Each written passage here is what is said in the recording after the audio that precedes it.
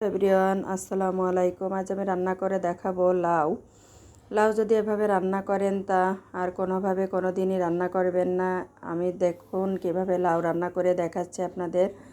তো আমি লাউ রান্না করার জন্য পেঁয়াজ কুচি কেটে নিয়েছি, লাউ এবং মাছ। আমি রুই মাছ দিয়ে লাউ রান্না করব। রুই মাছটা একটু লাল লাল করে ভেজে নিলাম। এখন আমি কড়াইতে তেল গরম করে পেঁয়াজ এবং কাঁচামরিচ দিয়ে খুব ভালো মতো নাড়াচাড়া করব। আরেকটা কথা, লাউ রান্না করার একটা সিক্রেট আছে। লাউতে কিন্তু আমি রসুন একদমই ব্যবহার করব না। আমি পেঁয়াজ কাঁচামরিচ তেলে ভাজা ভাজা করে আমি দিয়ে দিলাম লবণ, হলুদ। লাউ রান্না করার আরও একটা সিক্রেট আছে। লাউতে খুব সামান্য পরিমাণ হলুদ দিতে হবে এবং লবণটা একটু চড়া রাখতে হবে। তো আমি এই ভাজি মাছগুলো আবারও একটু এই লবণ আর হলুদের সাথে কষিয়ে নেব মশলার সাথে। তো দেখুন এভাবে আমি ভালো মতো কষিয়ে মাছগুলো তুলে নেব। তুলে নিয়ে আমি লাউটা ঝোলের পানিতে দেব। তো দেখুন আমি সামান্য পরিমাণ ঝোলের পানি দিয়ে দিলাম। আমি ঝোলের পানি দেওয়ার সাথে সাথে লাউগুলো দিয়ে দেব, বেশি দেরি করব না। এভাবে যদি লাউ দিই, লাউটার কালার আসবে অনেক সুন্দর। তো দেখুন কিছুক্ষণ পরেই আমি লাউটা আবার নাড়িয়ে দেওয়ার জন্য ঢাকনাটা তুলে নাড়িয়ে দিচ্ছি। কালারটা দেখুন কত সুন্দর হয়েছে। এভাবে যদি আপনারা লাউ রান্না করেন অবশ্যই খেতে অসাধারণ একটা স্বাদ পাবেন আর আমাকে কমেন্ট করবেন। তো দেখুন এ পর্যায়ে আমি লাউটা আবার একটু নাড়াচাড়া করে দিচ্ছি।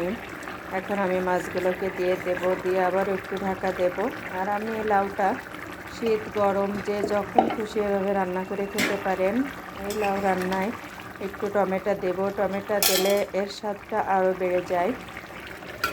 আর লাউ আসলে একটি ঠান্ডা তরকারি। লাউটা শরীরের অনেক পুষ্টি চাহিদা পূরণ করে। এখন আমি টমেটো দিয়ে দিয়েছি রান্নার লাস্ট পর্যায়ে। আর বেশি সময় লাগবে না, আমার রান্না লাস্ট পর্যায়ে চলে এসেছে। এখন আমি আরও কিছুক্ষণের জন্য ঢাকনা দিয়ে রেখে দেব টমেটোগুলো দেওয়ার পরে। তো আমার এই রান্নাটি যদি এভাবে করে আপনাদের ভালো লাগে খেয়ে অবশ্যই আমাকে কমেন্টে জানাবেন। আমার চ্যানেলটি নতুন, আমার চ্যানেলটি সাবস্ক্রাইব করতে ভুলবেন না। আর লাস্টের পর্যায়ে এসে আমি 1 চা চামচ জিরে গুঁড়া দিয়ে দেব। এটাই ছিল আমার এটার সিক্রেট। অবশ্যই এভাবে রান্না করে খাবেন আর আমাকে কমেন্টে জানাবেন।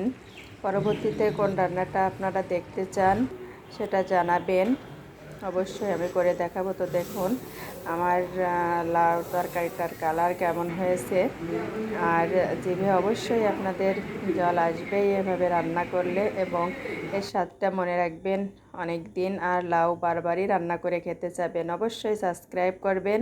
আল্লাহ হাফেজ।